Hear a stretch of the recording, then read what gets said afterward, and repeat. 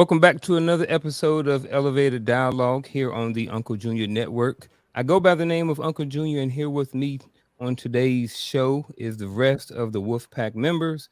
We have none other than Antoine, the other artist Christopher, rolling down the street, Dr. Thomas Rashad Easley, and Victor, Accountable Masculinity, The Code, All Things Are True, Viziant.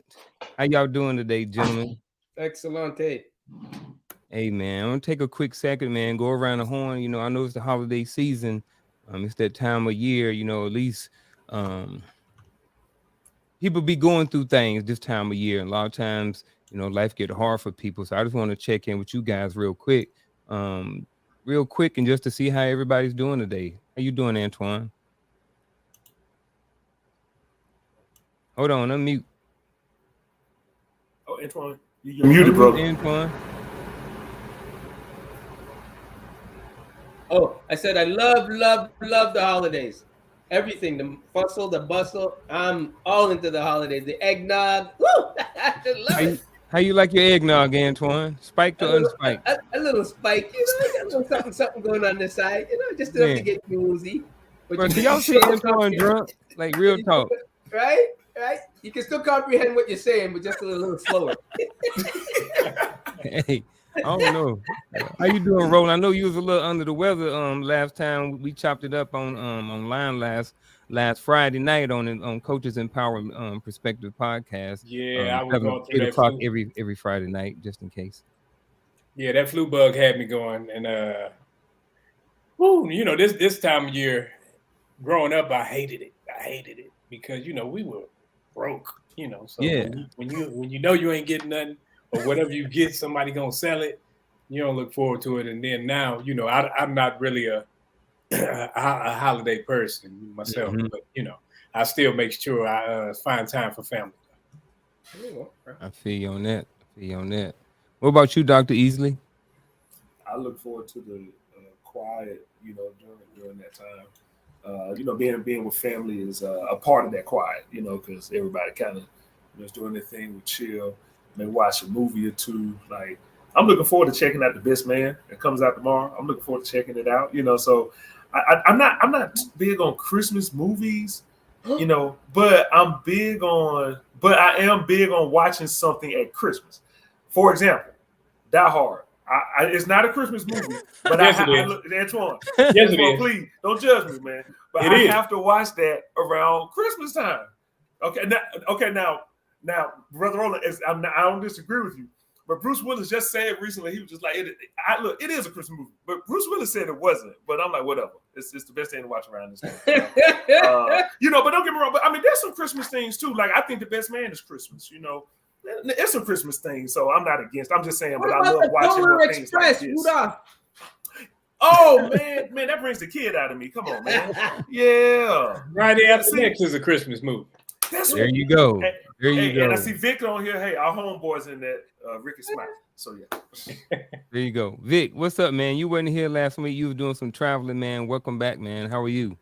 I'm pretty good, man. Went home and saw my family, got my battery recharged, got eyes on people and stuff, and I look at the holidays as just it's an opportunity to just catch up with everybody. Everybody's off at the same time, generally speaking, I don't put much more into that than, than just the organic connection of actually, kicking it with each other and catching up, that's it. So for me, my life it's just been business, been playing cleanup time with the business. You know what I'm saying? It's the end of the year, figuring out what you got to spend money on and who you got to pay. I know that's right. Hey, man, welcome to the show. Every one of you who have decided to take out time of your lives to be with us tonight, I appreciate you. Welcome to the most elevated chat on YouTube. That is where the real dialogue is happening. So feel free to be part of the conversation or ask a question. I want to give a special thanks to all of our servicemen and women who are out there doing it, doing what they do to keep us safe. We salute you and thank you for your service. 3 of us up here have been in the military, and we know exactly what it's like being in Iraq, being in Afghanistan, being away from your family during these times. So you're in the military or got servicemen, share this video with them, let them know. Salute to you, and we understand. Like, it sucks being away. If you're tuned in today, please take a moment to hit that like button and subscribe to the channel. While you're at it, go ahead and hit that bell so you will be notified when new content drops, man. And we're gonna get right into the show. The title of the show is called "Are You a Slave to Your Past?" And this can go a lot of different ways. I'll start off with as we continue to grow as men, there may be times when our past may come back to haunt us. There are men out here who committed crimes at a very young age and may never have certain opportunities. Maybe it was something out of your control, like being born with a learning disability that prevents certain ways you think. What about when you're in a relationship and you commit an act of mistrust, and years later that person still brings it up during an argument?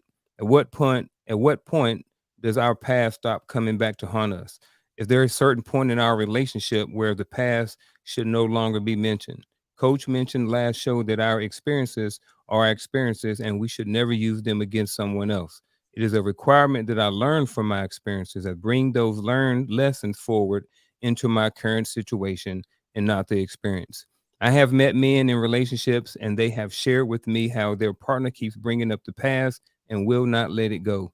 What is this man to do? On this episode of Elevated Dialogue, we're going to talk about some of the things that we may have been a slave to in our past. This may consist of habits, relationships, and inexperience. At what point do we stop being a slave to our past? With that being said, I just like to go around a little bit and just ask everybody, at what point, or have you ever been, kind of sort of like a slave to your past in any area of your life?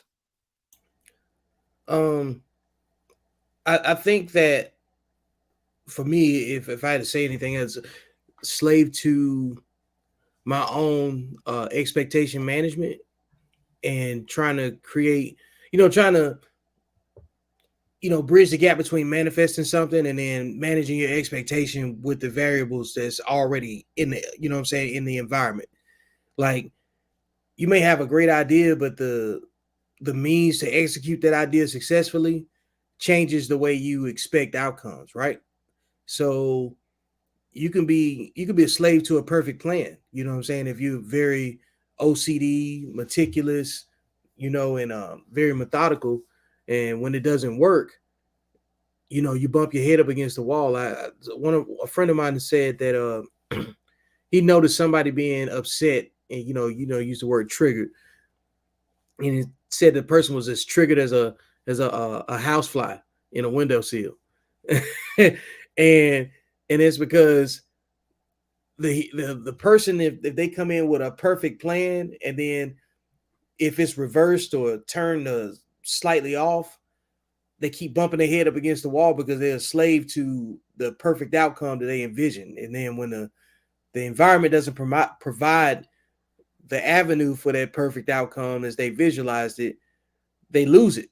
You know what I'm saying? And a lot of people just a slave to their own expectations sometimes. And I've been there before, thinking it's something supposed to work a certain way, and then it's not, and then you stay in the fight long enough to where you feel like, if I stop now, do I fail or have I learned something? So I think without having that extra step in, critical thinking, you can choose to remain a slave to an outcome that won't ever come to fruition.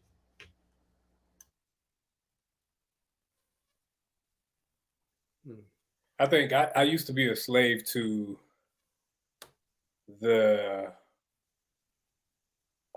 growing up with the inner city mentality, where I always felt I had to be hard. I had to do things a certain way and had to walk a certain way, because growing up in Detroit, you tend to walk around with a chip on your shoulder automatically because you don't have some of the benefits of growing up with certain things. So even when I came into the military, my work ethic may have sucked, but I knew how to hustle. And instead of doing things the right way, I would always turn to what I knew, and I knew how to sell stuff. I knew how to maneuver in that vein.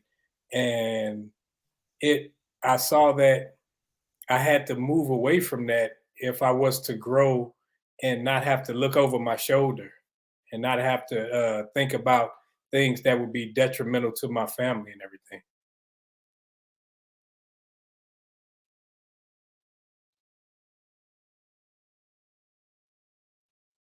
Antoine or Dr. Easley?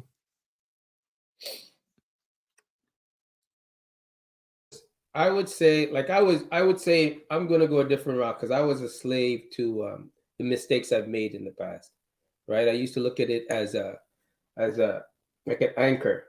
Like I was trying to fix it. You want to fix it so bad because you made you know, you want to go back and fix it and say, oh, I should have done it like this, and then I wouldn't be this, and then but I would say that I really come a long way on understanding my mistakes. So now I can look at it as oh, I'm not trapped back there. I'm not, I'm not trapped with those thoughts about it anymore because now I could see why it happened. Everything happens for a reason, right? You can, and I tell everybody, you can learn from the past and be held back by it, or you can let it propel you. So when I found the difference between the two, and going to therapy helped me get that out, helping me shed that because when it's traumatic and it's really something, no one could really get it out of you. You have to go seek some professional help to make you say, you know what, compartmentalize it, make you understand why you're thinking of what you're thinking and why you're doing it, right? Because you could be healthy in other areas, but that one thing can come back and pull you back in, and you're like, shit. So with that being said, I was able to shed that weight and look at it as something that propelled me to where I am today. So I'm grateful for it. And I wasn't, and I'm happy that it doesn't hold me back anymore. Yeah, I think that's a good segue to something that, the way you said weight, I definitely was a slave to like weight challenges I had, in the past. It impacted my self-confidence, and like if someone thought I was attractive, I didn't believe them, but that's because I didn't think that I was. Let's see. I mean, I've been, like say if you picked on a relative or a sibling and something really bad happened, I've had that, like where it's holding on to that. So then I'm thinking that I'm going to cause harm to someone, so I don't allow myself to get close. But I definitely echo going to therapy because I've done that, still do. And it's been very helpful. But it definitely changes how you see the thing in your past if you can overcome it, and or not if you can, when you overcome it, because I think that anything's possible. Impossible is just a word. But I know, like when I took my weight and took my health into my hands, that I stopped being a slave to it, and I was then able to, like, that was my gateway to then look at other things that had me on lockdown and start looking at it differently and changing it. So and I'm still working on some things.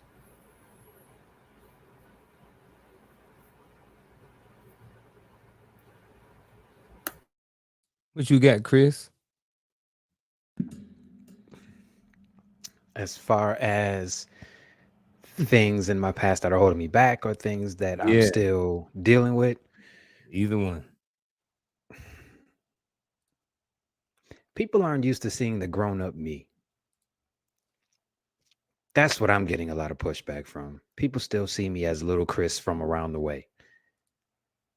And now that I'm growing up and now that I'm learning what it is to be a man and implementing those things into my life, I'm being viewed as a different person. And Deion Sanders said it best when he said, don't let my success activate your insecurities. But I'm going to say it this way. Don't let me growing up and growing outside of the box that you're accustomed to me being in activate your insecurities. You understand what I'm saying? Like, I'm growing and people are used to me being the way that I was. And now I'm starting to see who my real friends are, who the real people that are supposed to be in my life are. You understand what I'm saying? That's what's really getting me. It's like for some reason people like bringing up my past like I can't grow up. They still view me as out. They still look at me as the person that I was 10, 20, 30 years ago. And I'm like, I'm in my 40s. You don't think I can grow up? Get out my face.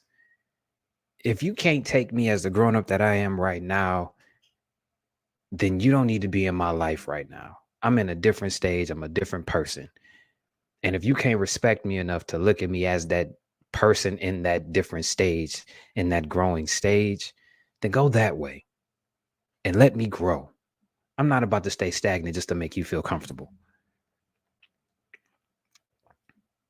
That's what I'm dealing with currently.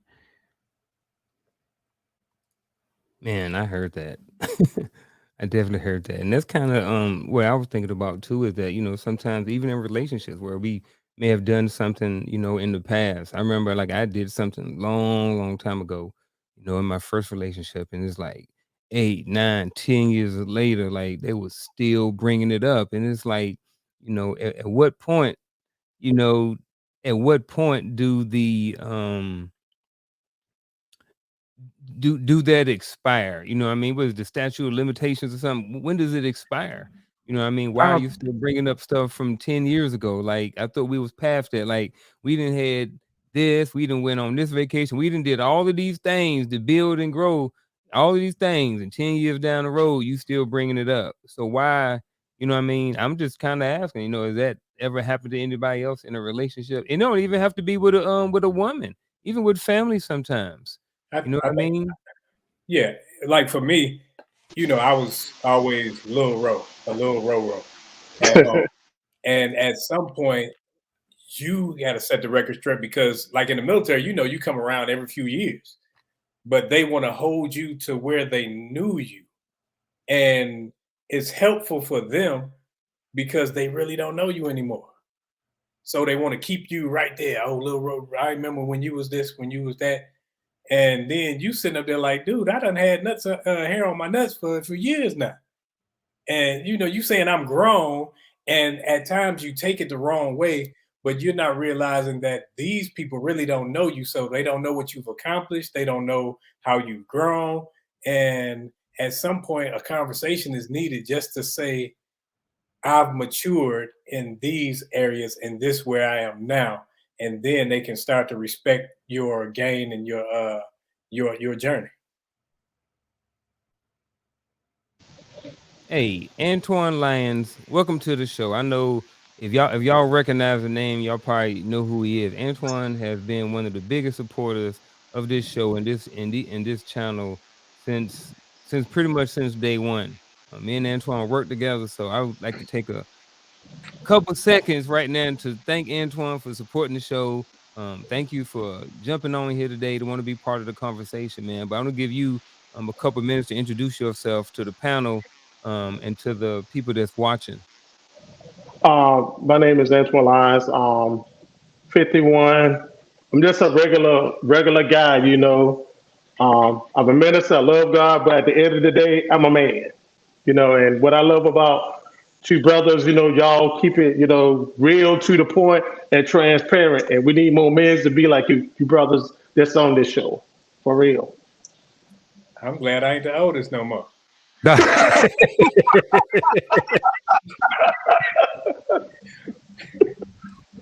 Hey, we appreciate you showing up, Antoine, like every week, being in the Absolutely. comments, being an active participant, and what I'm saying, letting us know that you're present. Hey man, we always look forward to seeing you.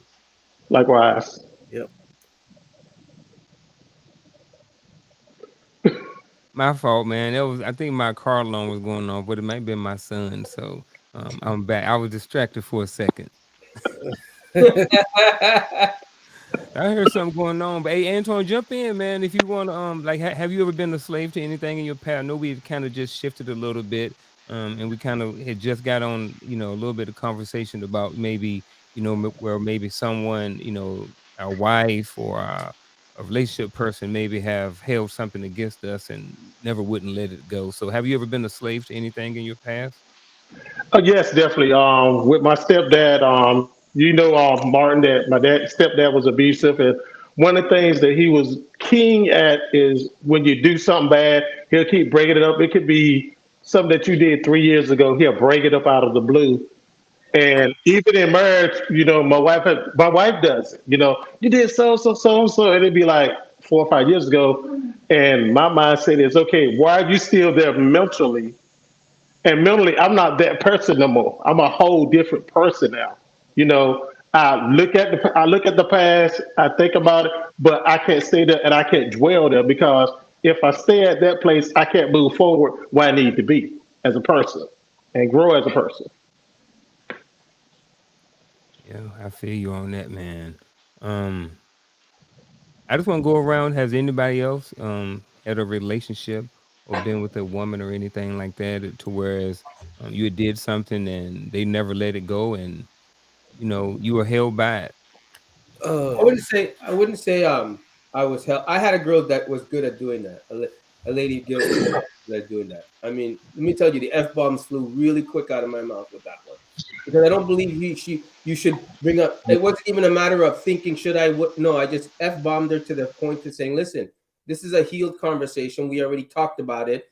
It was already rectified. All you're doing is try to replant the seed that I already just got rid of. And if you're going to be that type of woman that you need ammunition from the past in order to bring it into the present, because that's all it is. It's ammunition for someone to talk to you like that, right? Because if the conversation really healed and you really healed with the person, why are you bringing it up? We already made up, we made amends. So when people do that, that's out of spite. They want to hit that nerve. They want that jugular vein. So, I love the jugular vein because it gives me a chance to just do the F bomb right away and stop it in its tracks so it doesn't go any further. And right then and there, you and I will decide if we will ever talk again. You know what I mean? Because I don't play. That's really playing with someone's feelings, emotions, and that's not nice. It's just not nice, right? And why would you want that person around anyways? What was you gonna say, Vic?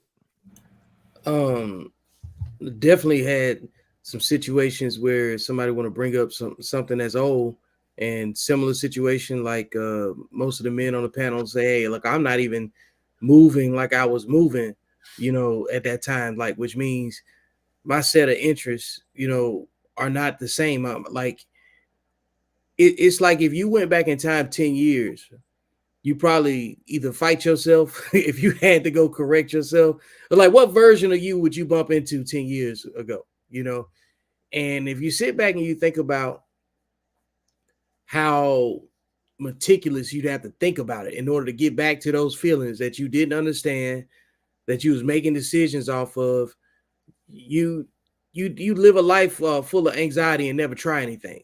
You know what I'm saying? You quit before you even start because you wouldn't even see the value in, committing yourself to something and working with your head down, and you know what I'm saying? Everything that comes along with focus. And if you've trapped in a situation like that, you already have lost focus, because you're focused on not offending, not triggering old emotions. And then that's when you realize that whatever mistake you made and however they responded to it, it's not the mistake you made that's the real cause of that deep response. You're just the springboard, So you have to forgive yourself first. If and if you don't do that, then you will definitely become a slave to somebody else's emotional, impulsive ways of thinking and how they want to deal with you. So who they are will come out when there's a situation where emotional duress is, the main way of responding, So I think that those particular situations, when they happen, those are really just lessons if you're paying attention, because you're not done living when those things happen. You have to process that and figure out how to turn it into something else. You have to transmute that negative energy, you know what I'm saying, into something of value that you can benefit from. So you learn how to read the red flags instead of just saying, there's something peculiar, I don't know what it is. But then after you experience it, you know the definition of that particular red flag, because people have many, So I never really looked at it like, I was never really boxed into it in a negative way. Never thought that I would get challenged or in that space. But then I realized everybody's not crossing the same streets at the same time. You know what I'm saying? Everybody doesn't come to the same understanding at the same time. And most people, when they get in a space where they have to reflect on you in a negative way, they really doing their own soul searching, and then they figure out, hey, you know what? This is where I made the wrong decision, and they got to find somebody else to blame. It's a lack of accountability on the other person, really. You know, when it all comes down to it, if you're one of those people that uses somebody else's past to try to box them in, you don't have the accountability that you don't have the accountability to understand the new version of the person that you're criticizing. You know, like your network reflects your accountability. So like if you're the person that's trying to hold other people back or hold them accountable for something else that you thought was more important than what they understood at the time, then you have to be real. You have to be honest with yourself about why you want that person to own up to it, or whatever it is. And on top of that, what's the prize for making them understand? What's the prize? That's why, like, that's an example of an unhealthy competition, because you can never go back and make somebody else understand their feelings that you never communicated to them. You didn't even have the full words at the time to understand why that person hurt you, So I think living a life of in a certain status of like experience,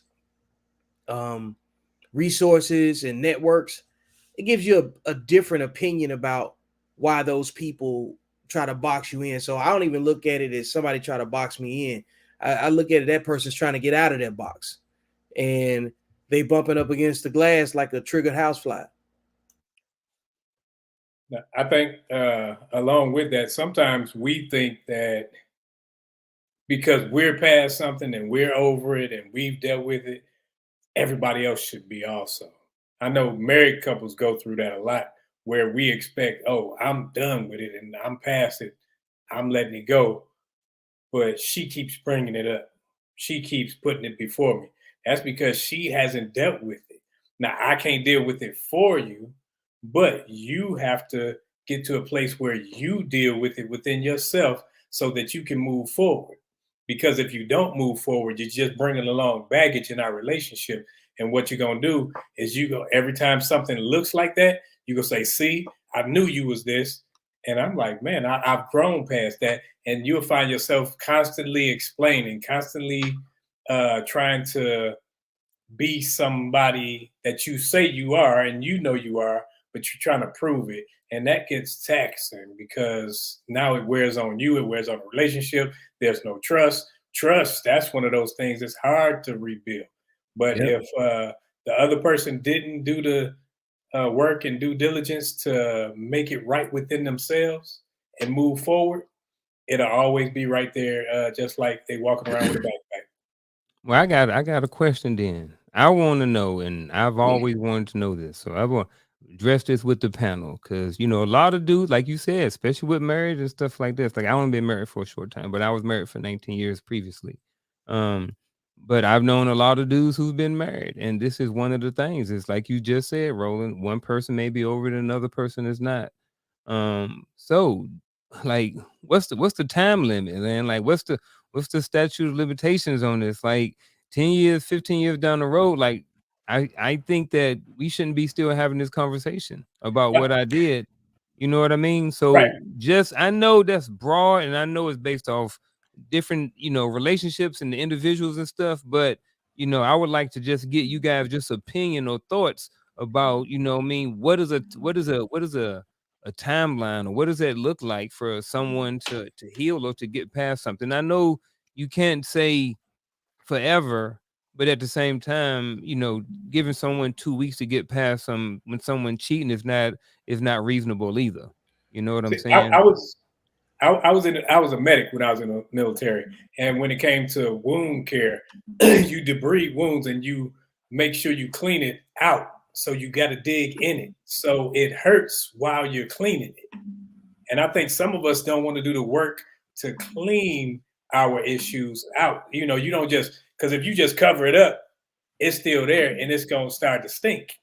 And that's what we do, especially men. When we figure, okay, she don't see me cheating and she don't see me doing this no more, now I can move forward. No, you can't move. She can't move forward because the trust hasn't been built up. And I think that you can't put a time limit on it, because men, usually we are the perpetrators who actually commit the infraction, and or whomever does it.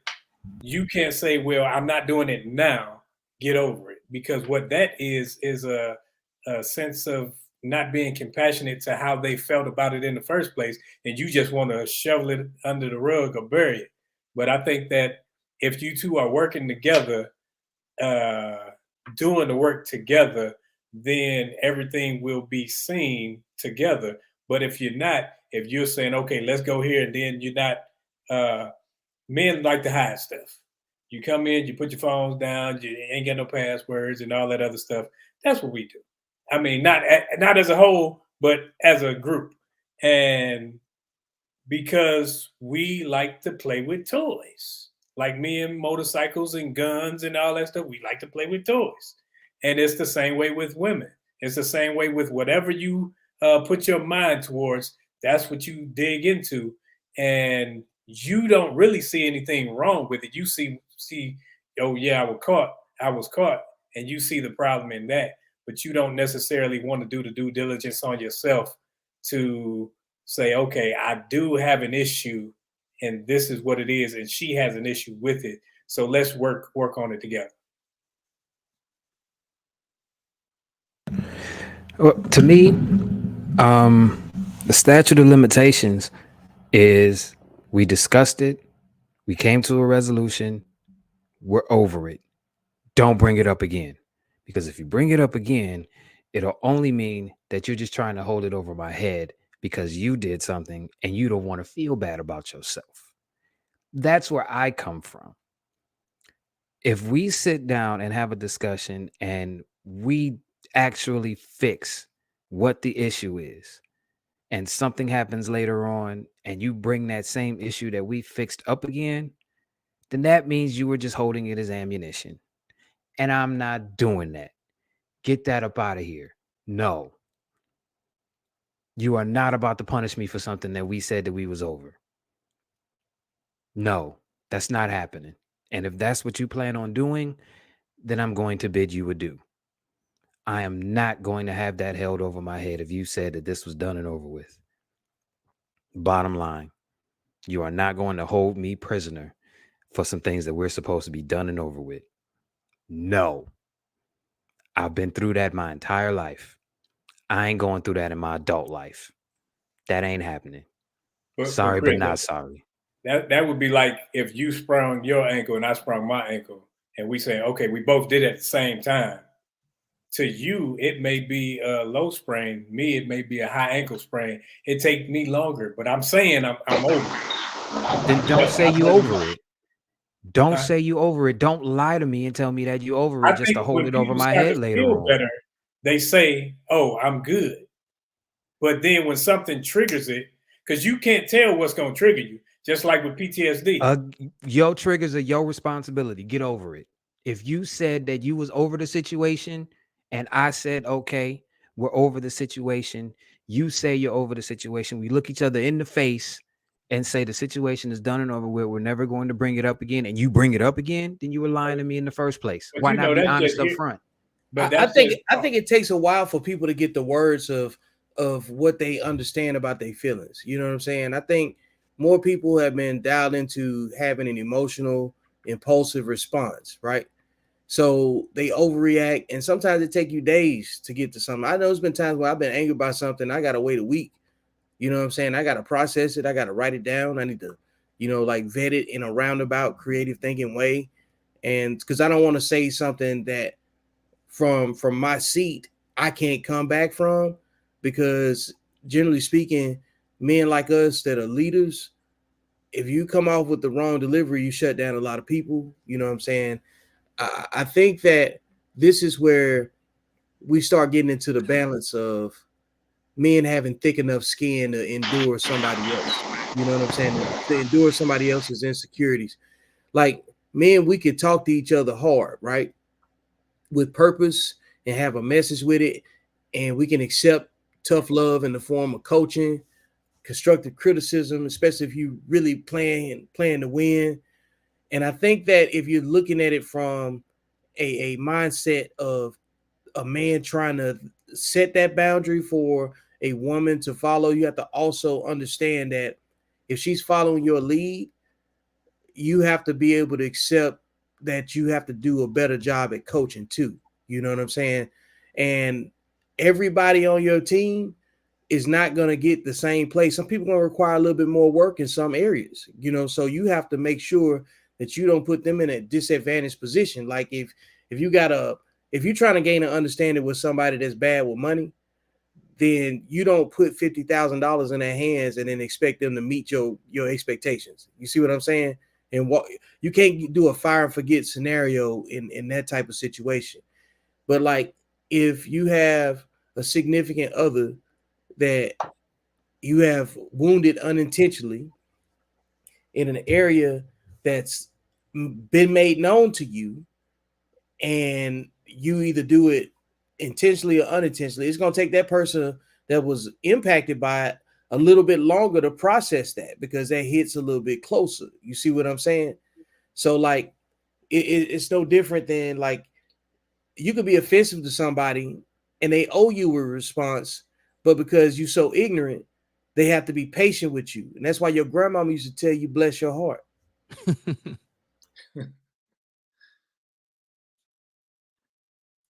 Yeah. But see, that's what I'm saying, Vic. You take the time out, you figure out what it is, you look at it, you calm down, and then you come back to the situation.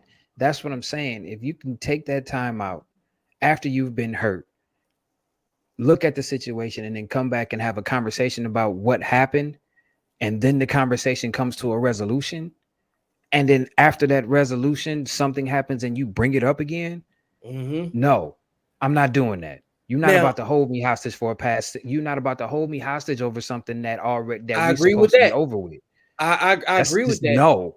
Now, and that's why like we're having a conversation to expand on the criteria that it would take for a person to, you know, have a reasonable consideration of time. And that's when you got to be like, okay, just like you said, Chris, you're not going to hold me captive to a previous decision, you know? So like, experience, story. I remember my second wife, she wanted to, hold something over my head in 2014 from 2007. And we had been married since like 2010 or 11, you know, like, and then she got upset that I wouldn't fight about it. I said, hey, woman, just get the paperwork filled out now, sign it. Because I don't fight. I'm not scrapping over some emotions that you woke up with from 2007. That's just an indicator. You know what I'm saying? The indicator is not absolute, but they're absolutely indicators. And you just really want to get out of this thing. And that's cool. You know, and then she got upset because I wouldn't fight. But again, this is how you respond to red flags, because you're going to always get somebody that's going to either under communicate with you, misunderstand you, and on top of that, if you leading with purpose, right, you have a goal to accomplish something, and you got to find a way to synchronize the people that come into your life with what you got going on. Meaning, if you're trying to become an all-star librarian, I would tell you to avoid drugs. You know what I'm saying? I don't think that those two are conducive. I don't think those two things are compatible. They ain't gonna work out, and they ain't gonna look the way you think it's gonna look. You know, so these people come into your life that test your boundaries, and that's really what it is. That's why it's not even about anger no more. It's like, you know, like I told her to get the paperwork filled out and now sign, and I'm not gonna fight. That's my boundary. You know, people got to understand it's not just a disagreement. This is my boundary. You know, and people come in to test your boundaries, bro. They really come in to be a lesson to how you respond to things if you treat it that way. If you allow the situation to occur in a way where you say, you know, it's got to be something in this, because you know you're not going through the situation for no reason, right? So I agree with Chris. Like, life is too short to connect yourself to someone that is just going to hold you to, you know what I'm saying, their version of a box that you should be in. and, you know, put a limit on you. And at that point, it's really about control, a level of narcissistic control, a lot of, you know, unhealthy competition, a lot of, you know, like gripes with no tangible outcomes as success. You know, what does success look like underneath those situations? You know, and then if you can't answer a question of it being connected to something greater than the relationship, then that person's there for a selfish reason, and they got bigger issues than they can, you know, truly own up to, and ultimately comes back to a level of personal accountability. So that's why I understand, like you said, Chris, your triggers are your responsibility. There has to be a balance. But at the end of this, you know, I want people to understand that we don't all get to the same understanding at the same time. We don't cross the streets at the same time. And men, use the thickness of your skin that you've been saying I'm okay with for this long, and then retain that peace, find that comfort, just like they find those triggers, you find your comfort, and then you make the decision that's healthy for you to wake up with every day. You know, if that looks like staying to try to sort that out and being a little bit more emotionally patient, and because like what I'm saying right now might give somebody else a little bit reassurance that they're doing the right thing for what their situation is, you know. But if they're listening with the other ear, they're gonna make the decision that's still a healthy one for themselves. And the whole point of this is like when you say, what's the time limit? You gotta set time limits for what you're willing to deal with. That's just the bottom line, rather than just saying it takes some time. What is it? We know when Christmas coming. We know when, you know what I'm saying, spring break is. Yeah. No, but What do you think, understand. Antoine? I want to hear what Antoine got to say. You guys got to understand. I mean, you're making this a mountain into a mole into a mountain. This is ridiculous. If somebody's bringing up something from the past that they know hurts you, that's malicious with intent because they know it's a trigger and it hurts you. There is no big, oh, I'm going to do. No, they're bringing it up for a reason, because it's for one reason only. They know it's going to trigger you and they know it's going to hurt you. It's control. Anybody that comes to you like that and talks to you like that does not have good intentions. So why would you even entertain about how long is it long? How long is when it ended? That's it. They bring it up again. You put them in check. You say, you know what? That one you get for free. The next one, you're going to see what a door looks like. And that's it. Because they know they're doing it for a reason. And why even entertain it for like a period of time? Honey, I made a mistake. I love you. I forgave you. I really forgave you. I don't need to bring it up because it's something that we healed. It's something that you and I overcame. Now, if you have a little bit of residual effect about it, let it out then there. But don't think about triggering me later, because the trigger is you out the door, because I lead and I pay my own bills, and I had them before you and I'll have them after you. And if you trigger me enough that you can bring that shit up in the past, you better be willing to deal with the consequences, because it's not going to be an A and B conversation. It's just going to be an A and me seeing you out the door, because that's not nice. That is not nice. And if I'm married to you, then you're going to know what type of man you're married to. I'm telling you, because that's wrong. Because if I'm peace and I know that I did something wrong that hurt you, I know I did. I'm never going to do something in the vicinity of that that's going to make you remember that. It's like you have a precious vase. Once that vase cracks, every so often the light shines on that crack and you remember the pain of that damn vase cracking. You feel so bad. I ain't living with that crack. No. Not to mention, think about this, since we're talking about triggers. My trigger is people holding things over my head that I thought we were over with. That's wait. That's what I'm saying, Antoine. And that's why I agree with you. If you're going to keep holding that over my head, that's going to trigger me into thinking that you don't even want to be here, or you're trying to control and manipulate the situation by making me feel bad about some stuff that we already discussed. I'm not doing it. There's nothing that anybody can say to me that can tell me anything otherwise, because if you tell me that we are over something and we've done the work, we've taken the time, we've thought about it, we've discussed it, and we've put a dead to it, and you bring it up, then obviously you weren't all the way over it in the first place, and you should have said something. Exactly. Be the grown-up think that's- person that you claim you are. Exactly. But what we're got doing rolling, is yeah. we're trying to make the other person us. We're trying to make them feel like us, get over it like us. No, And that's not how what we're life works. doing. No, we're not That's making. not what we're We're not doing. making them trying to When feel you like say That's if we not what we're doing. What If we I'm say we doing heal, is if I'm something is holding healed- you accountable to Right. what you said in the beginning when we We had both that get to a common discussion. ground That's and what it is. understanding. It's And I'm about sure accountability. And we- if we you all can't know- hold yourself accountable to the conversation that you had with me saying that we were over with by bringing it up later on, then you don't need to be with me. Period. Okay. Gotcha. Now we've all known people who were abused, I'm sure. Now, if you have abuse victims, they may have been abused back in 1964, but then they walk by somebody, something triggers them, and then somebody raised their hand, they think they're gonna get slapped.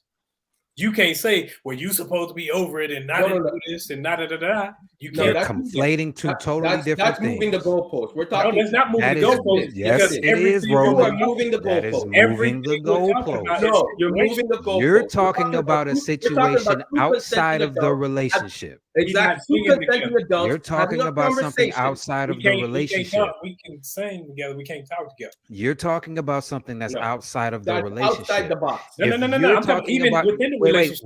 Roland, I understand what you're saying, but if we are in a relationship, a one-on-one relationship, and you're using your triggers over my head over something that we were You just use discussing your that I triggers. did, that I did, not what happened outside of this, that I did, then we have a problem. If Within something what happens we- within the outside of the relationship. situation, if something happens outside But of the even situation, within, we can deal with it that way. But within the situation, if you tell me, hey, you did this, this is bad, I want to get over it, let's have the discussion, and we have the discussion, and you bring it up later, then that means you're using it as ammunition. but a That has nothing to do discussion with what happens negate. outside of the situation. That has nothing to do with anything outside of me and her. Nothing. Before you came together with me. But Before you came okay, together with me. the same with people. The same people. If you have a discussion, that does not mean that the situation is dead to them just because you've moved on. So then Then that she means you shouldn't should have continue said having that something in the conversation, first right? place. I That's think accountability. I But- think everybody gets somebody that reflects their patience. You know what I'm saying? Like, Roy, wouldn't you have that conversation fully? Like, why would you leave it half open? What you're saying is you have a conversation and it's not fully resolved. I don't think one conversation heals a wound. That's what I mean. But we're talking about after it's healed. Wait, You're talking but I about can't after- say when it's healed for somebody else. Okay, so you're saying you would prolong it as long as it takes for that person to get over it, right? If that person is my person, Right. I do what I got to do to make Right. it right. Okay, so after all that's said and done, do you think they have a right to bring it back up again? I don't look at it as right and wrong or Okay, let's just allow- say you resolved it. Let's just come on, let's be real. I look at Antoine, it- give me a Let's say you scenario. resolved it. Give me a scenario, Antoine. Let's say she caught you flirting and you were innocently flirting, right? Let's say you cheat on her. Some people get past it, right?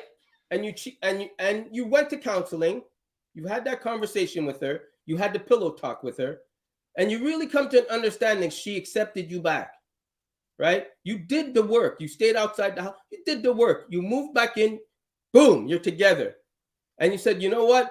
I'm glad we decided to believe me, I'll never do this again. No, she can get over saying she has a little bit of trust issues with you. I'm cool with that because, you just started back then. Now, 10 years down the line or 5 years down the line, if she even mentions that fucking sex outside the marriage again, she's in the wrong because you built the relationship back up from zero.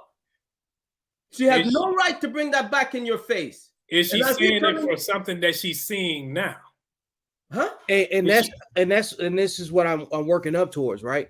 Some people bring things up to have a comparative example, like Right. if you use it, because sometimes people can't understand something until they have an experience. Okay, like I could tell you, like, don't touch the cup that I drink out of all the time, right?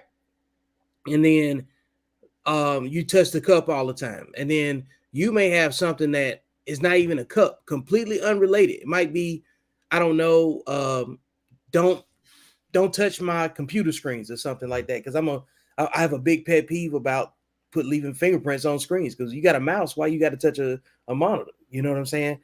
But if that person doesn't see it as a big deal because it's just touching the screen, just like I don't see me grabbing their cup as a big deal, we got a teachable moment opportunity, because like they're unrelated, but they have the same principal violation. You see what I'm saying? But Vic, So like now let me finish. But I want to finish what I was saying. Now let me finish. Like I understand what you're saying, Antoine. You can't wait a decade. You can't wait a decade to go back and bring something up with a malicious intent. Now, if you're gonna bring up something, here's the thing: in the Army, they teach us to lead by example, right? You got to train by example. Sometimes you got to teach by example too, meaning that a person doesn't have a comparison or nothing to compare to until you show it to them. Everybody doesn't learn the same way either. Okay. And this is coming back from a person that's everybody has varying levels of patience, because your patience is relative to what you would like to see happen. What you would like, you know what I'm saying, to you like to see your plan happen, right? So with Roland, he's like, if that's my person, he ride with the person up and down. Antoine, you got a 50-50 mentality like we discussed before. So yeah, I get, like, if you out here and you got a girlfriend across town or somebody that you seeing regularly, if they putting you at difference like that, you don't have the same type of connection that Roland will have with his lady. You know what I'm saying? They got kids together. So I think varying levels of patience comes with varying levels of experience. And then you got to look at what you do, you know. Like Vic, like for instance, like military men, we probably don't have the same patience as somebody else. That's, no, you know, but that's not what I'm talking about. In the Let's civilian just sector. say, Vic, you make your way back in the house. You're with the girl for 5 more years. You moved on, and you're watching a simple movie, right? And the movie, and the man that was cheating in the movie, and then she turns to you. Well, I know how that feels. We all been through that before. You got to let her go. She got to get up out of there. But that's saying something that you're not over it. Yeah. Okay. In that so situation, now, all that time you spent in the back of her head, she's telling you, well, I know how that feels. I've been down that road. You think that makes the man in the present feels like he's done all that work for what? Just to hear that shit? Hey, I agree with that. And to me, that's a person-to-person situation. But no matter how you look at it, each one of those individuals, just like the men that probably don't have the patience, or, you know, like you, Antoine and Chris, you guys are on the same sheet of music about how you feel about that situation, because right? That's spiteful. But there's some men that have to take it because they have thick skin and they got other things that are tied up into it, so they can't make an emotional decision. Like Antoine, like you, and then listen to what I'm saying. Like for instance, there are men with kids that just can't walk away from their relationships. What, you're gonna live in chaos? Just because they got to make an exit strategy. The exit absolutely live in chaos. Look, hey, when you live in chaos, man. No, I would tell her, you know what? It's obviously you can't get over it. So let's start working on the best way to reconcile this, so you and I can be apart and I can get on with something fresh. You know what, Antoine? Look, I believe that everything you're saying comes from a good place. But what I'm trying to tell you is that when you got real variables like reality, children, finances, and stuff like that, these conversations are very important because you get to vet that individual, just as you're saying right now. Antoine and Chris, the scenario that you guys agree on comes from single men. No, it comes from misery don't like company, period. When they say misery, you've never been married, Antoine. No. You don't know. I know 100% me. And I know that if any woman that I'm with brings up something that we healed, she has 2 options: to never do it again, and the next time she does it again, it's over. We'll find the best way to make up for it through the kids. I am not living in a house where you deeply never forgave me. Antoine. Yeah, I want to hear from Roland, and then after Roland, I want to hear from Dr. Easley. And this is a totally different situation, but it's about pain. 2013 February, I had my first heart attack. They split me open, did a quadruple bypass. I still got my zipper down my chest, right? That was 2013. In a couple months, it'll be 10 years, right? I still have pains, and when I feel certain pains, my mind automatically takes me to heart attack mode. That's the same way with couples pain. Their minds may take them back to that same situation. So you can't negate them that experience of being able to get over it, go through it.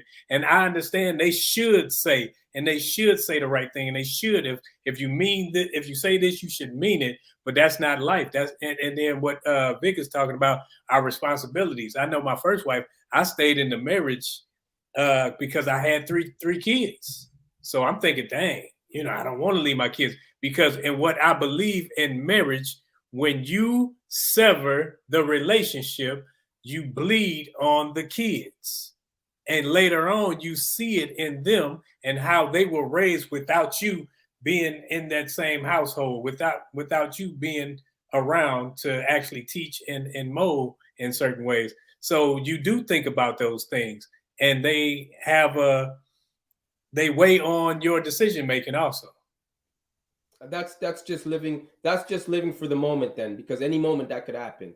Why would I want to be in an environment like that? Why would I even want to? First of all, if I'm having distrust with my wife, I am not staying together with her because of kids. That ain't happening. You say that because you don't have any. Even if I did, I've always been the type of person. I built myself up to have total effing peace, and I'm going to do what it takes to keep that peace. But two things I will never forgive, and I never have, is infidelity. No, and saying bad things towards my parents. Those are two things that are unforgivable for me. You never question my mom and dad, and you don't cheat on me. Those are your parents, not hers. Exactly. I don't care what her parents tell. I don't even care if they like me. So you can disrespect hers. No, I didn't say I disrespect her, but I don't need her parents to like me. So what if you disagree with hers? No, I don't need her parents to like me is what I'm saying. If we have everything going and they don't just like me just because, I don't need that just because. I don't need it. It's not something I'm gonna be like, oh man, the holidays are over. Right. And like, what if she's looking at yours the same way? I don't need your parents. My parents wouldn't treat her like that. My parents are not those people. Don't matter. It's about her attitude towards them. Yeah, but listen to what I'm saying, Roland. Roland, I'm saying this. My parents don't hate just because. There's got to be specifics, right? They don't just hate just because. There's got to be specifics. I'm saying sometimes people just hate just because, maybe because of race, religion. I'm saying outside of the box of you opening your mouth saying something disrespectful.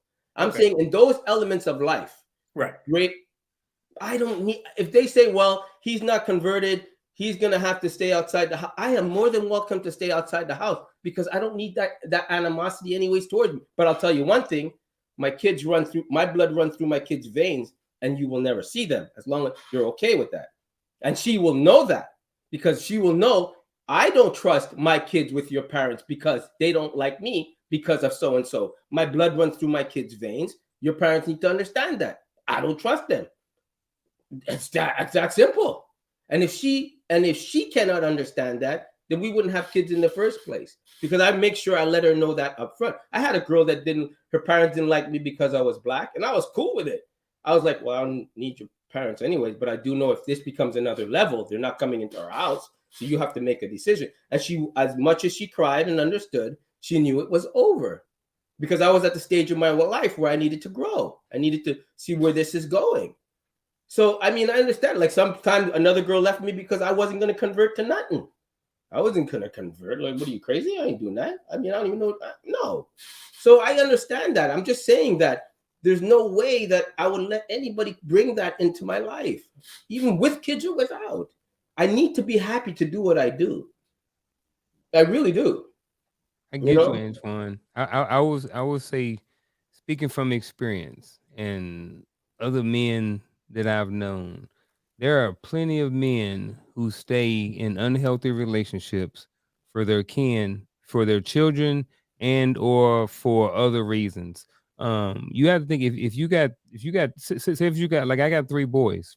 Like, if I would have walked away young, you know what I mean, anybody could have been raising, Pookie and Ray Ray could have been raising my kids. You know what I mean? So if it means that I have to suck it up and deal with somebody that I don't want to deal with to raise my kids, that was the choice that I chose. And just being honest, like I got married at 20, and my wife was 19. Like we got married way too early. You know what I mean? And I'm not here to bash her or disrespect her or anything like that. But neither one of us was ready. Neither one of us probably should have been married at that time. We didn't know what marriage was about. We didn't know what parenting was about. We was in the military trying to do it, and it wasn't working. We ended up splitting up 3 times. And that was just part of it. And a lot of it, I think we stayed together a lot for the kids. I'm not saying that it was right. They probably saw some things that they probably shouldn't have. um Good, bad, or indifferent. They probably saw a lot of good things as well. I think my oldest son went to 6 different elementary schools because of the marriage, and because of me being in the military. That wasn't healthy for him. you know so there are plenty of men who will stay in a relationship, even though, and I get it, Antoine, but I get it, man. But it's either like I can suck it up and deal with this person, or I can have somebody else raising my kids. You know what I mean? And I'm not saying that either one is right or wrong. I'm just saying that there are different options. And then that there are some men who feel stuck because they want to be a father, and if they know if they leave, then they already know the type of woman that they made a baby by, But and they Garfield, may have you made a don't. mistake, and they But might be like, Garfield, this woman going to take my child away from me, and I may never see my son again. I'm not but saying it's Garfield, right. I get it. Go ahead. you don't think that the kids feel that animosity? Kids are not that stupid. They know when they're in an unhealthy environment, they act Oh, out. absolutely. Okay, so Absolutely. But I if think it was a better unhealthy relationship with that, because a lot of stuff, we still hear a lot of stuff from them. right, And a lot of stuff is kids, they just see it as it's just being kid. Like when I was homeless, I didn't even realize I was homeless till I was an adult, because it was just how life was. You know what I mean? I didn't really see it as a lot, but it's hard, man. Like if like it was either be in a relationship and let my kids be susceptible to certain things, or have Pookie and Ray Ray raise my kids. And I You know think what I that the mean? timing is right. It has to be Timing right too. when you have Yeah. other things going on. You can't just, oh, well, bump it. I don't like how you doing this, and we ain't getting together. I know it's Yeah. over. I'm out. No, you got to plan more. With You a got to plan. plan you got to exit plan. You can't just jump and move. I agree with that. So that's all I'm saying with that Yeah, I agree situation. I'm with not that. saying stay forever. You gotta have an just exit because. strategy. But that Right. exit strategy ain't more than a year or even more than 6 months. You're talking Hey, 3 months tops. Your strategy is only relative to your resources. You can Exactly. only have what you can afford. Wow, man. hey, and being in the military, bro, look, I'm moving every couple of years. So that means like it's not like I'm in the same city and state with my wife, what I mean, at the time. So if we would have split up, we would have been in 2 totally different states. So it's not like I can just pick up and just get up and drive down the street on the weekends, go pick up my kids. Like I wouldn't have been able to see my kids for months and months on end, just because we would have been in different states. So I think the logistics of splitting up and leaving at a certain time is important too. And I think that's what Vic was kind of sort of talking about. But dang, man, it was a whole lot. Dr. Ease, you got anything on this? You've been over there quiet. I want to hear from Antoine too. Oh, you need it. Honestly, I've been learning. I can't say that I disagree with anything that I've heard. I'm not trying to like look at words, but I haven't had an experience, in particular, with a woman, where she could hold something over my head, and I'm not saying that's right. I'm that good. I'm just like, I'm thankful, because I can see as I'm listening, to you brothers and to you leaders.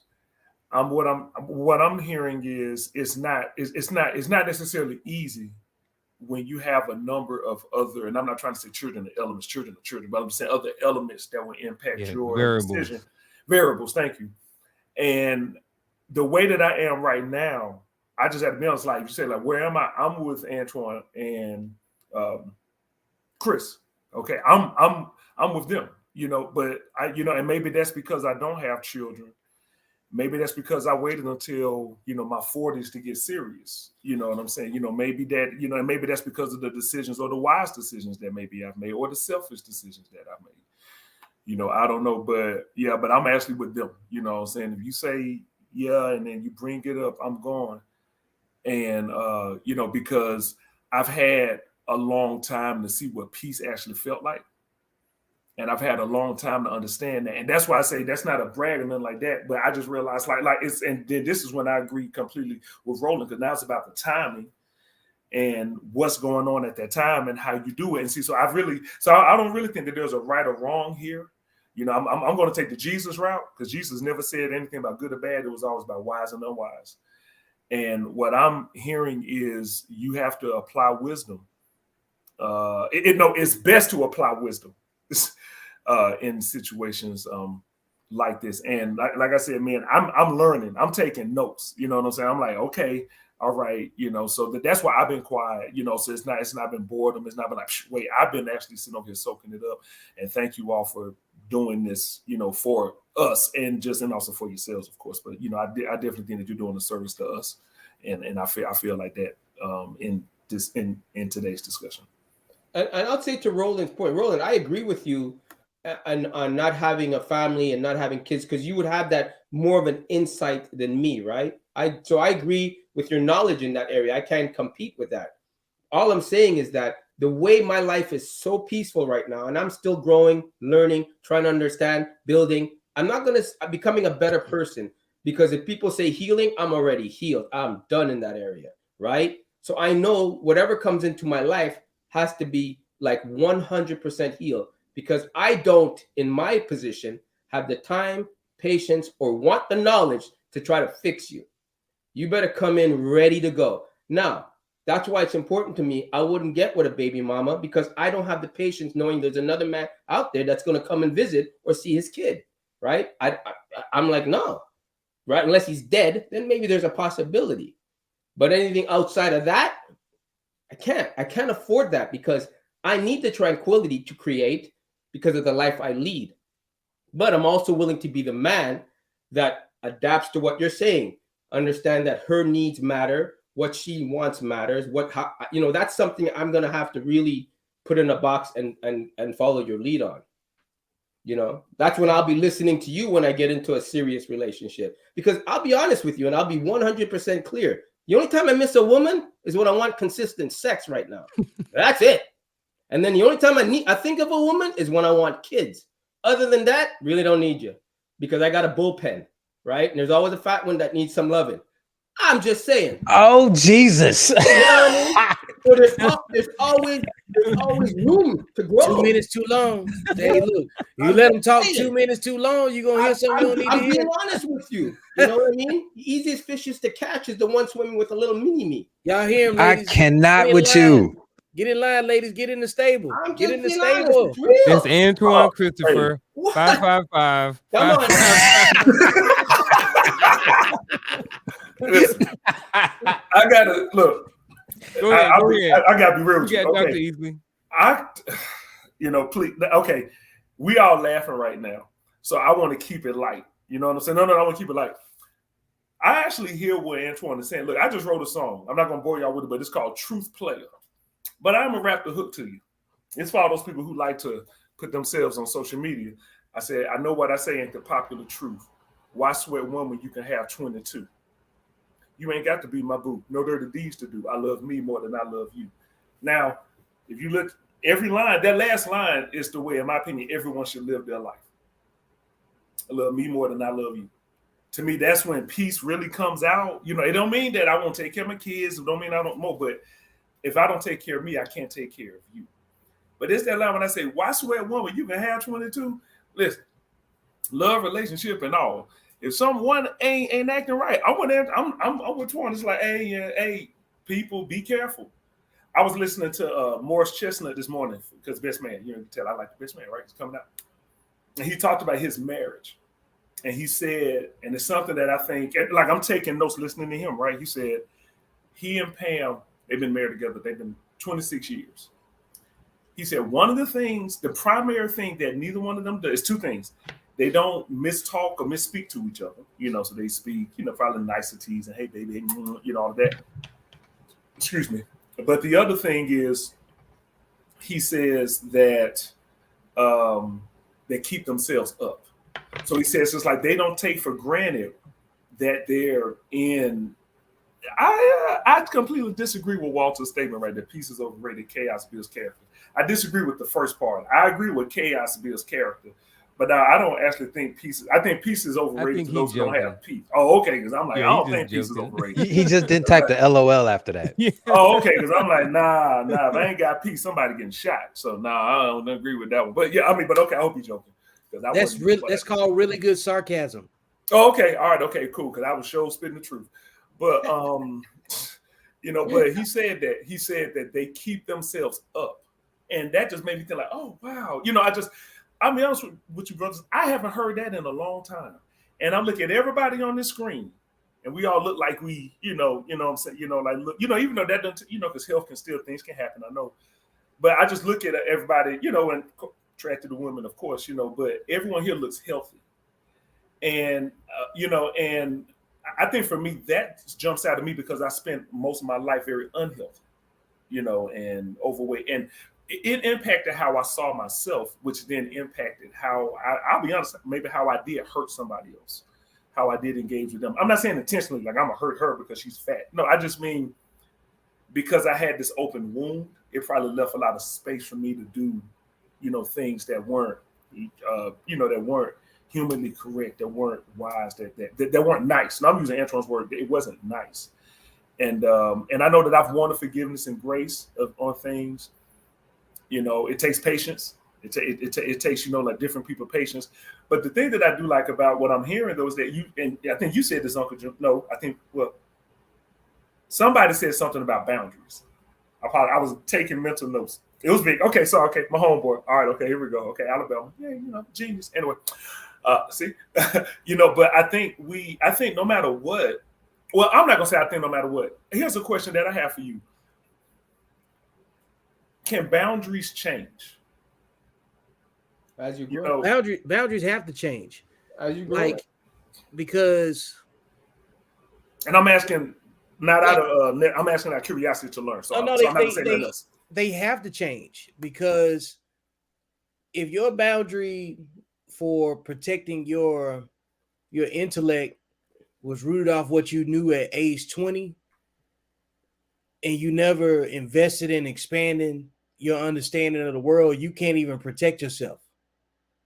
Because if you stop learning today and you turn it off right now, when you're 60, the same information that you remember may not be necessarily applicable. It's a software update of your own environment. You know what I'm saying? You got to treat it that way, just like you update your phone for security reasons, right? And boundaries, a firewall. You know what I'm saying? To equate it to something that we familiar with every day, it's got to be a firewall. There's a level of encryption. You know what I'm saying? There's a level of compartmentalization, and some people never deserve to hear your worst stories, right? Like we're talking about giving a vulnerable piece of yourself to somebody else that might use it against you.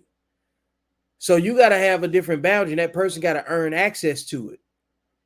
Like we hear this with people when we talk about folks being broken and hurt, and they're trying to repair it, right? And then you can't heal something and protect it without boundaries, because you didn't even know you was hurt. You didn't know the dysfunction you were operating in. You just described it. You know what I'm saying? Like you were different, and people saw you different, so you got different energy from them, right? Then when you got a better understanding about what you really wanted to become, you started acting on and pointing your feet towards that goal. So you were overweight, you lost weight. So the people that you had when you weighed a certain thing, some of them transitioned and some of them didn't. Some people got roots in your life, some people got branches, and some people got leaves. So yeah, if the seasons change and friends change and love changes, how come your boundaries don't change? Like they have to, in order for you to stay, to keep from going obsolete. You can be, if you don't develop better emotional intelligence, your boundaries won't change, but the things you have access to will.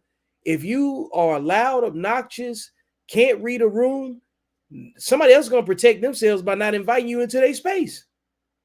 Nobody picks up the phone to call useless people.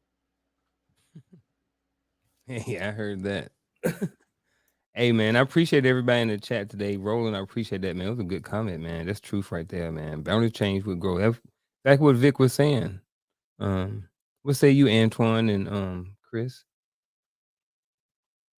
Boundaries change?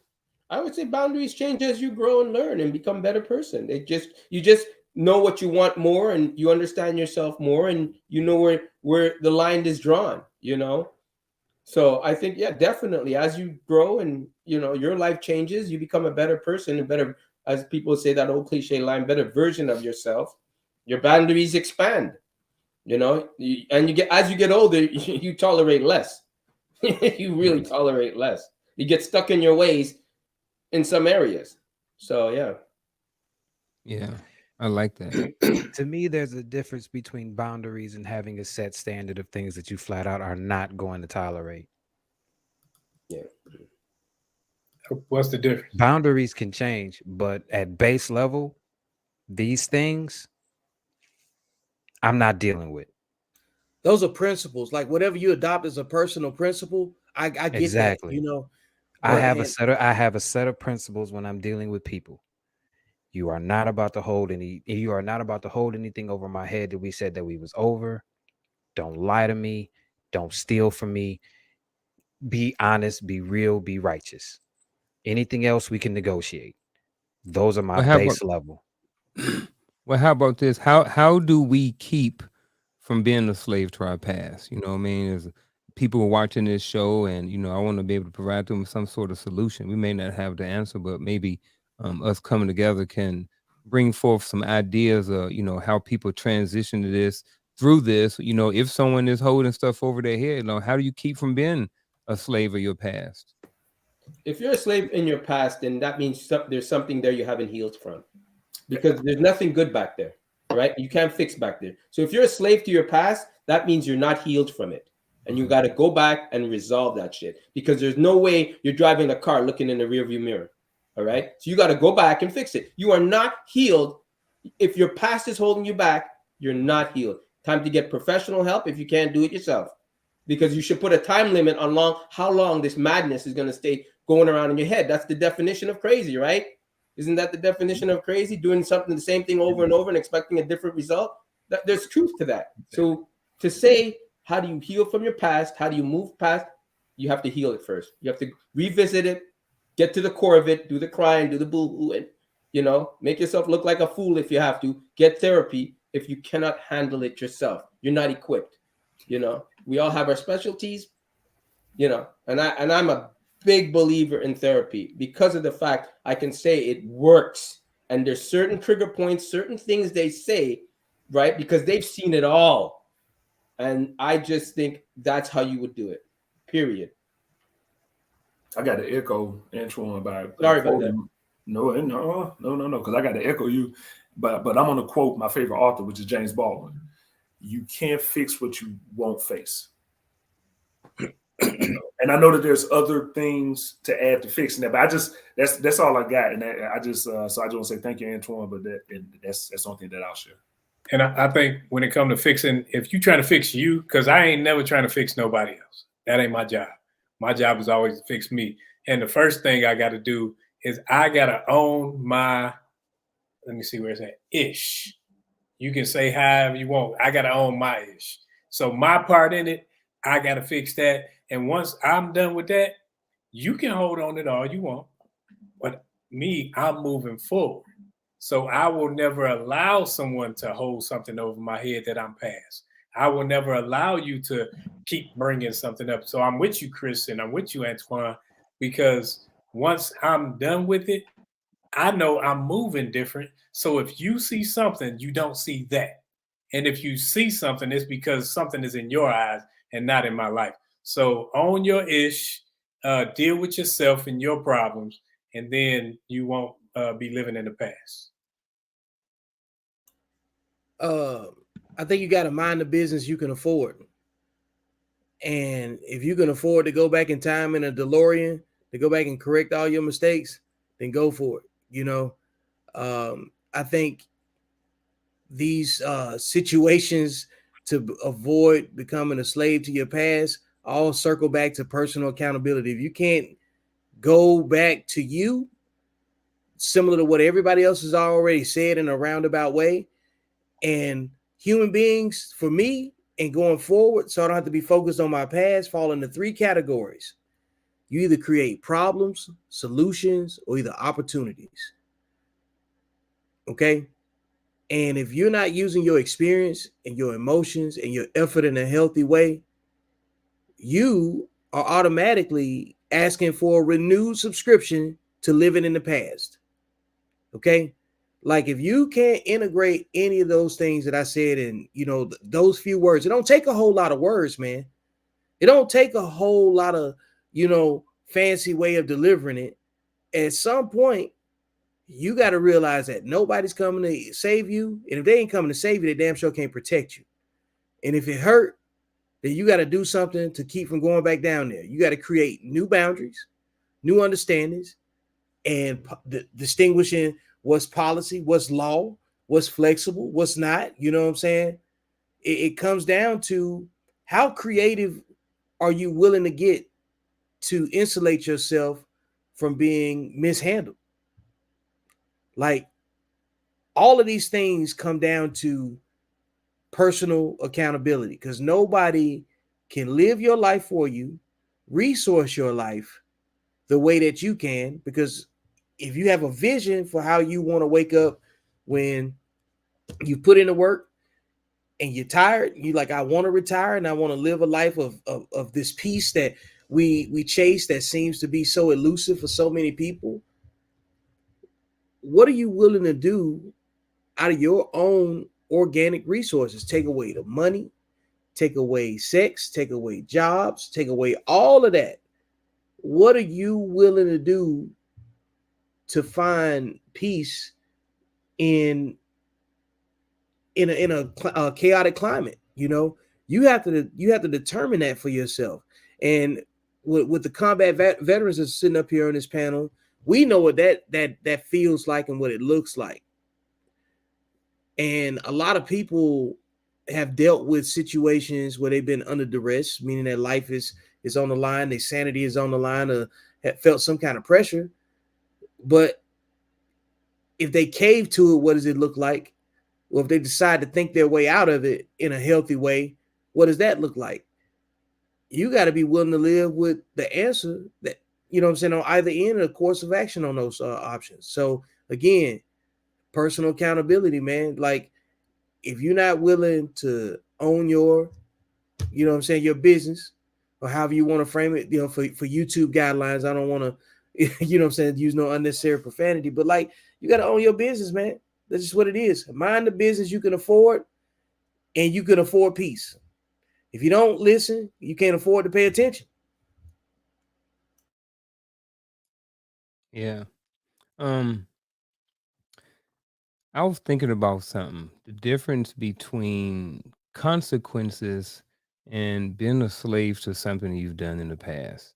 And I know it's a difference, but I kind of want to, bring this up, because I think I started off with it at the beginning of the show when I talked about there are some, some young men who are in jail based off of a decision that they've made, when they were young, and here they are 20 years later and they're still down there. And here's why. I remember when I was in the military, I was in Arizona, and I just got promoted to sergeant. So I was a buck sergeant, E5, blah, blah, blah. So I think this happened in like May. By the end of the month, I had found myself in an altercation. I got in a fight, me and one of my soldiers, against 2 other soldiers. The first time I'd ever dropped somebody with one punch. Shout out to me. No, I'm just kidding. But it is what it is. Hey, unhealthy competition. Hey, when you get that first one, bro, you feel good. But anyway, hey, I'm out the military, retired now, so it is what it is. But man, the ink hadn't even dried good on my promotion orders, and next thing you know, I got demoted. I got demoted to E4. It was what it was. That was my, I don't know, 3rd, 4th, 5th, Article 15. I don't know which one it was. But it was I had a couple. And for y'all who don't know what Article 15s are, it's pretty much you get in trouble in the military, and they put you on punishment and take your money and different things like that. So fast forward, didn't made E5 back, made E6, didn't get in any trouble, had good NCO yards. For the most part, a stand-up soldier, hadn't got in any trouble or anything like that. Put in a drill sergeant packet, right? It was like 6 years later, and they like Army came back and was like, nah, you can't go. And I was like, what's up? Like, they're like, well, you had an assault on a subordinate back in the day. And I'm just like, well, that was a long time ago. And since then I've made E5 and I've made E6. So why y'all still holding it against me? So, was that, I know that was a consequence, and I know that's just an example, but are y'all, when we come to relationships, like how much, if we do something in our past and then they bring it up, how much of that is just some of the consequence of just what comes with your bad behavior versus it being something that someone is holding over your head? Which is why I said men have thick skin by default. You gotta endure it until it makes sense not to. Until you figure out how to address it, how to account for it. Like you guys like got different boundaries on it. You know what I'm saying? Like we bring it up, we discuss it, we done, whatever that is, whatever that looks like in your individual relationship. But yes, some of it you're gonna wallow with it for a second just so you can gain an understanding because it's an emotional load. It's not necessarily a negative thing. It's you coming in contact with somebody else's boundaries. And guess what? Just like an electric fence, you finally got shocked. And after you got shocked, you had to figure out, well, I've been going over there, and you keep going back to it until you get shocked again. And eventually, you're either gonna learn from the shock therapy or somebody gonna come put you down. You know what I'm saying? Because you might be a coyote. I don't know what you are. We just know you keep getting shocked when you go up against the fence, What you say, Roland? I I know think you that understand the difference. Military. when it comes to certain consequences, even in the military, there were some things you could do as an E4, E5 that you couldn't do as 6, 7, 8. Exactly.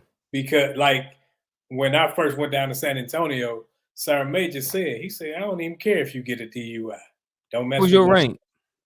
I was a 7. Dang. Then but like I was one of them, like I'm like you. I was early on, I was hard headed. Yeah. So I'm one of them keep going back and forth. Yep. But when it comes to consequences, there's some when I was first married, there's some things that I would do that as a 49-year-old now, if I did them, I'm like, dude, you stupid. You losing money, you losing time with people. It's like you're losing too much now. So you got to count the cost. As a young 21, 22, 25-year-old, you out there sticking and moving, trying to jump on whatever's out there.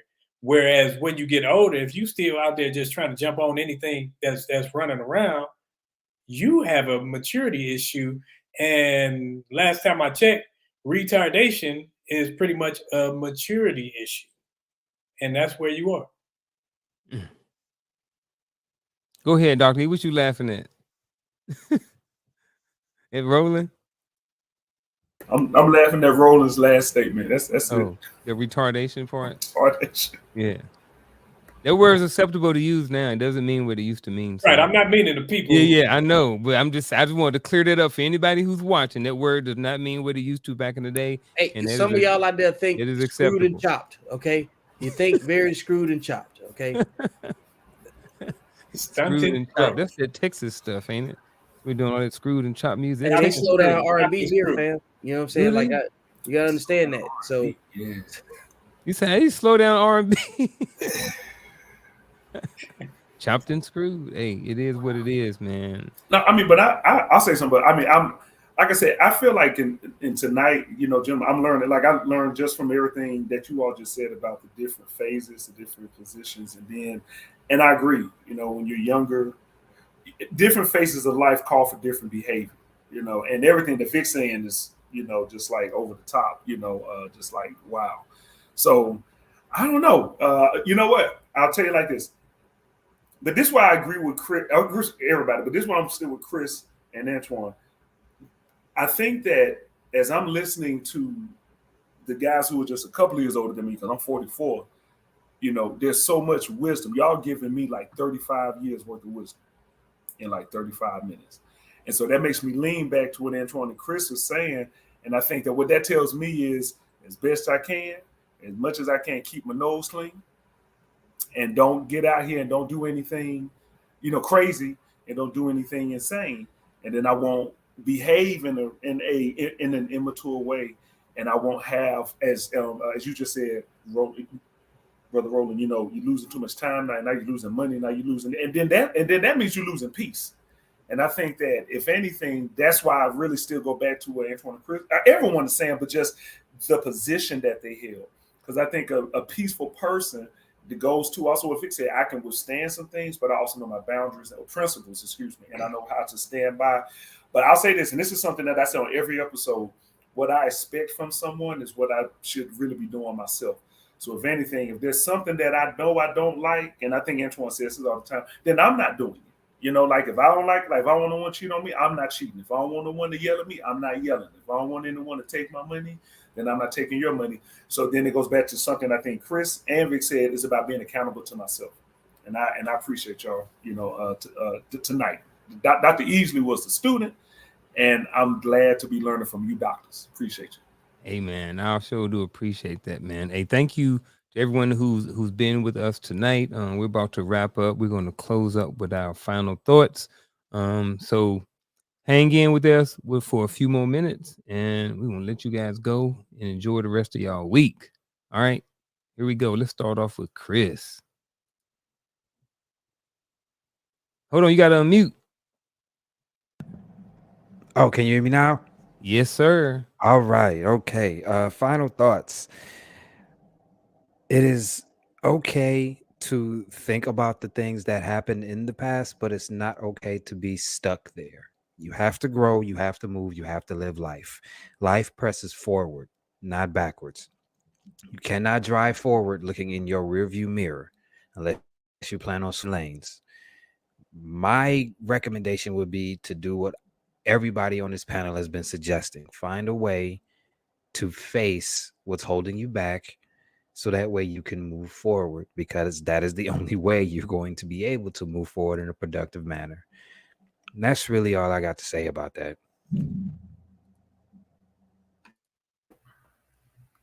I won't be able to say my rewind tonight. That's okay because I'm number 2. But there's something that this may not sound like a strong stance, but I hope that it comes out well. There are people who have overcome much worse things than you think that you've done or that you've done. And so the same way that I look to my heroes or sheroes that have overcome things in life and overcome circumstances that they had no control over by managing and maintaining themselves, then my final thought is you can do it too. So do not allow yourself, and that's really what you're going to be doing if you can't overcome it. Don't allow yourself to be a victim to your former self. Push yourself through, and I know that you'll be better for it, because spaceships don't come with rearview mirrors. Move on, move forward.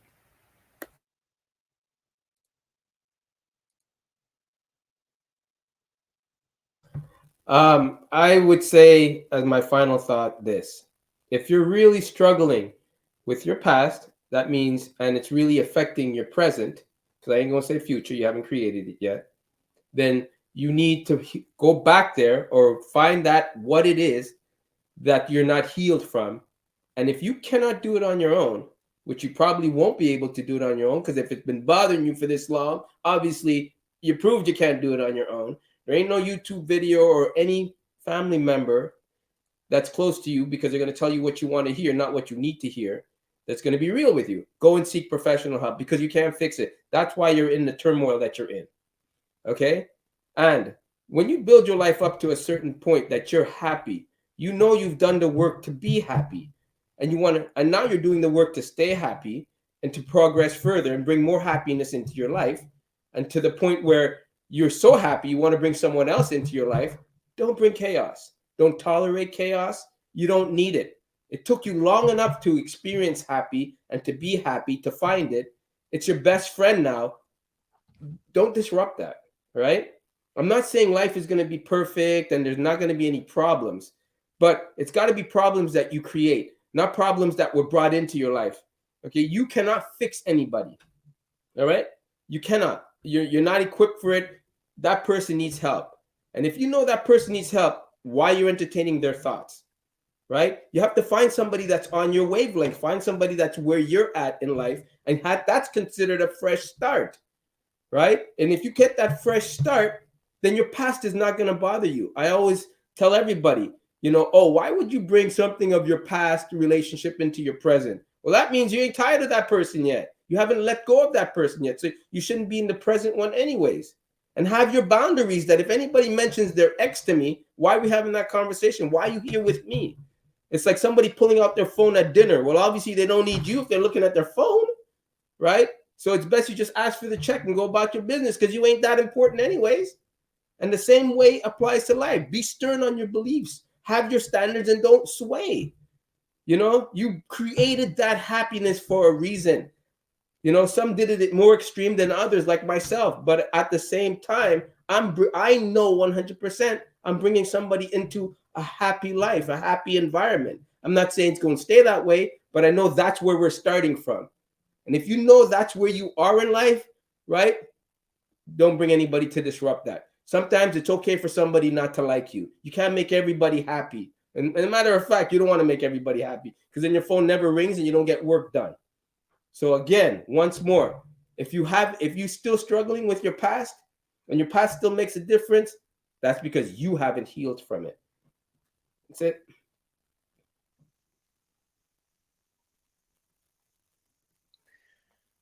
I am a history buff. I love doing research and finding out what happened and what caused certain things. But I don't do it so that I can recreate what happened. I do it so that I won't allow it to happen again, so that I can move forward and be better than I am today.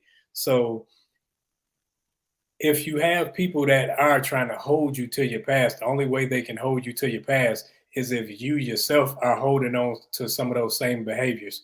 So before you move into a new relationship or move on with someone else, heal yourself. Find out where you went wrong, own your part, and heal yourself so that you can be the better for yourself, not just for somebody else. Because anything you do at this age should be for self-improvement. And anything that I improve in myself, it improves my surroundings. And my surroundings are my surrounding people and my circle. So heal yourself first, where you benefit not just from your past, but from your the growth of your past. Because anything buried, you shouldn't allow it to grow once it's dead.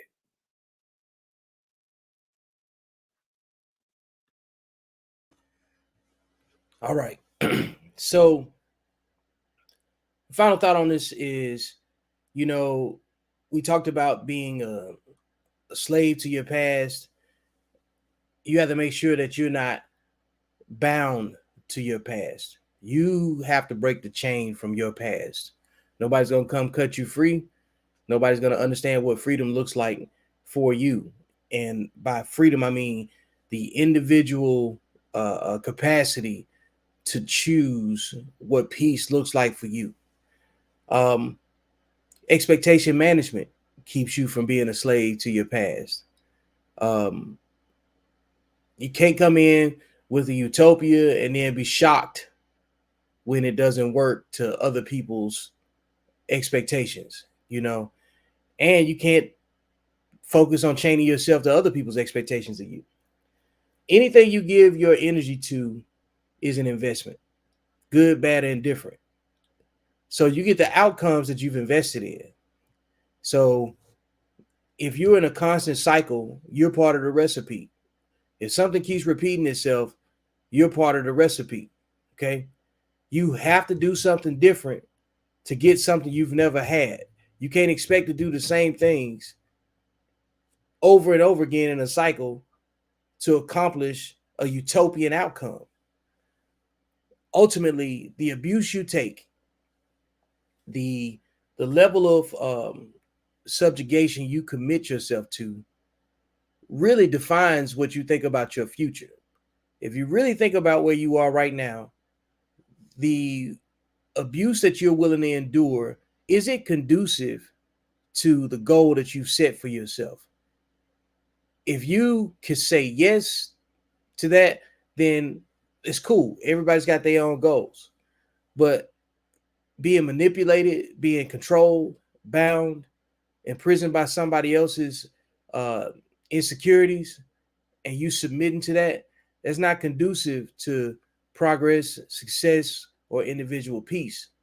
So everything that you're giving your energy to right now is an investment in your version of peace that you can afford to contribute. It don't have anything to do with money, nothing else. It's about your effort in certain areas. Be mindful that in this journey in life, you're going to learn lessons from people that you treated better that never deserved it. So you have to find a way to forgive yourself first, because the person that you want forgiveness from or want an apology from, you don't even know what their outcome is going to be. They probably don't even have a plan, you know? So you got to be mindful of who you're trying to get apologies from. You got to be mindful of who you demand an accountability from when you haven't demanded that same accountability for yourself. You can't claim to love yourself if you're not willing to protect yourself. So draw some boundaries, cut people off, do what you got to do to protect your peace, your intellectual freedom, and your dignity. That's it.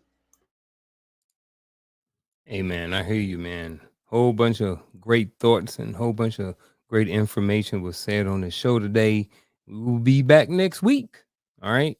So before you go, hit that subscribe button, like the video, and share it with someone you think could benefit from it.